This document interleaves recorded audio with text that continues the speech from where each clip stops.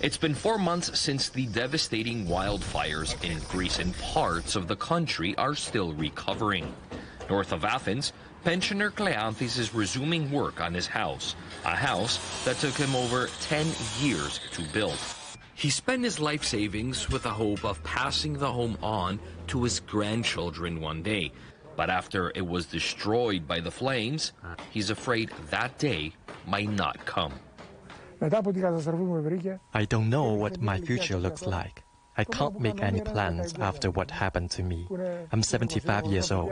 The only thing I hope for is for my grandchildren to have a better life. I had a hard life. I don't want them to go through what I went through. I'm sorry I'm getting emotional.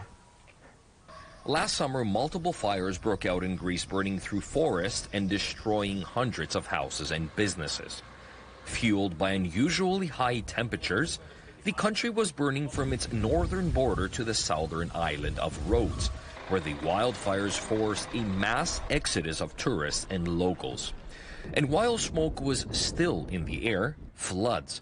In September, central Greece was hit by Storm Daniel, the most powerful storm the country has ever seen. Over a meter of rain fell in 48 hours, flooding most of the Thessaly region.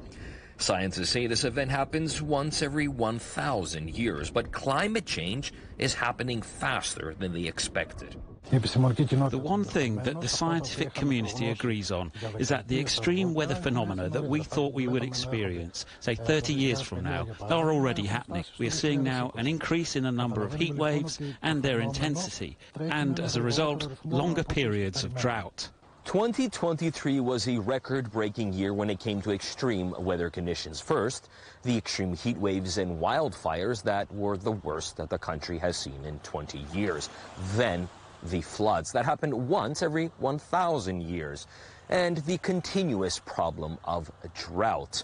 With the water levels at the lowest ever, scientists are warning that if temperatures in winter continue to stay as high, then we're in for another difficult year.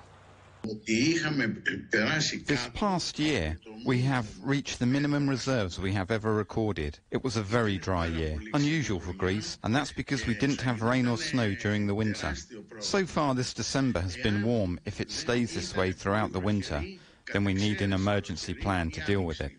Recent flooding could give a false impression, but despite the storms, groundwater levels remain low.